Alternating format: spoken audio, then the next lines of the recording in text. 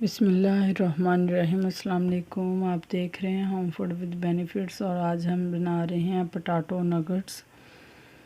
तो आइए हम बनाना शुरू करते हैं। उसके लिए मैंने ले ली हैं 2 अदद पोटैटो और इनको मैंने छील लिया है। इस तरह से साइडों से इनकी कटिंग कर लेनी है और इस तरीके से आपने इनको कट कर लेना है। ये आप पे डिपेंड करता है कि आप इनको कितना साइज़ में मोटा और कितना पतला रखना चाहते हैं, लेकिन ये मोटे ही अच्छे लगते हैं। इस तरीके से मैंने सारे पोटैटो की कटिंग कर लिया। अब एक बर्तन लिया, उसमें हम पानी डालेंगे। ये देखें, आलूओं को मैंने पानी में भिगो दिया है। इधर जब इस लेवल पे पानी गर्म हो जाए तो इसके अंदर आपने आलूओं को शामिल कर देना है।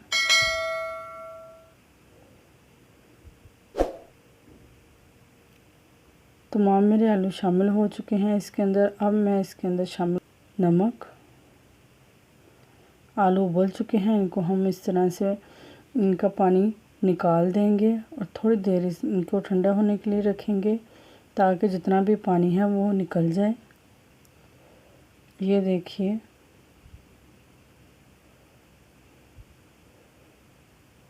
इनको बहुत ज़्यादा नहीं उबालना। अगर बहुत ज़्यादा उबालेंगे तो ये टूटना शुरू हो जाएंगे। इन्हें आपने थोड़ा सा उबालना है। अब इसके अंदर मैं शामिल कर रही हूँ कॉर्नफ्लोर। ये इसलिए शामिल किया जा रहा है कि जो इसमें थोड़ी सी नमी रह गई है आलूओं में, वो ये जज़ब कर लेगा। इस तरीके से आपने सभी आलूओं को लगा लेना है। ये देखिए, ये मेरे पास है 2 से 3 टीस्पून मेरे पास है चावलों का आटा। आप एक एक ये जो नगेट्स हैं आलूओं के, आपने एक एक पकड़ के भी इनको लगा सकते हैं और काफ़ी ज़्यादा भी। इस तरीके से अच्छी तरह से आपने इस कोटिंग करनी है इनके ऊपर चावलों के आटे की। इससे बहुत ही ज़्यादा क्रिस्पी बनेंगे। अब मैं जितने भी मेरे पास थे पीसीस, उन सब को मैंने इस तरीके से कोटिंग कर ली है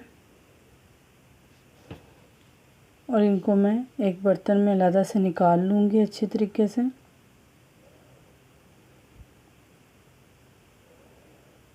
ये देखिए, इस तरीके से मैं इनको बाहर निकाल रही हूँ।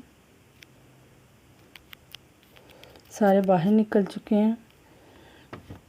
इनको आप फ्रीज़ भी कर सकते हैं इस तरीके से और तकरीबन 6 माह तक ये बिल्कुल सही रहेंगे। इस तरीके से आप इनको फ्रीज़ करेंगे तो। दूसरी साइड पे मैंने एक पैन लिया है, उसमें ऑयल डाला है।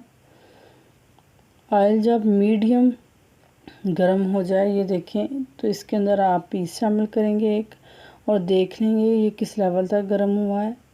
अब मैं इसके अंदर तमाम पोटैटो शामिल कर दी हैं मैंने इसके अंदर। आपने इनको जब शामिल करना है तो फ़ौरन इनको नहीं हिलाना, बल्कि 3 से 4 मिनट के लिए आपने इसी तरीके से इनको पकने देना है। अगर ज़रूरत पड़े भी तो बस आपने थोड़ा सा इनको हिलाना है। ये देखिए, जब ये हाफ़ पक जाए, इस तरीके से इनका कलर आना शुरू हो जाए तो आपने इनको बाहर निकाल लेना है। ये देखिए, इसी तरीके से आपने भी इनको फ्राई करना है। तमाम बाहर निकल चुके हैं। अब जो मेरे पास बाकी रह गए थे वो भी मैं इनको डालूँगी अंदर ऑयल के और इनको भी उसी तरीके से सेम फ्राई करूँगी। फ्लेम आपने मीडियम रखना है, हाई फ्लेम नहीं रखना। ये देखें, तमाम फ्राई हो चुके हैं। अब मैं दोबारा से फिर इनको फ्राई करूँगी। इस तरीके से इनको फ्राई करने से ये बहुत ही ज़्यादा क्रिस्पी बनेंगे। ये देखिए, इसको हम तब तक फ्राई करेंगे जब तक ये लाइट ब्राउन कलर में ना आ जाए। हल्का हल्का इन पे ब्राउन कलर आना शुरू हो गया है। ये देखिए, थोड़ी देर और फ्राई करेंगे और फिर हम इनको बाहर निकाल लेंगे। ये आप बच्चों को लंच बॉक्स में भी दे सकते हैं।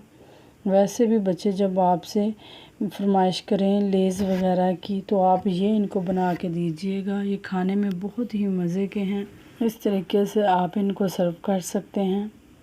प्लीज़ मेरे चैनल को सब्सक्राइब कीजिए, अपने दोस्तों और रिश्तेदारों के साथ शेयर कीजिए। अगर आपको मेरी रेसिपी पसंद आई है तो कमेंट बॉक्स में ज़रूर बताइए कि आप लोगों की कैसी बनी है।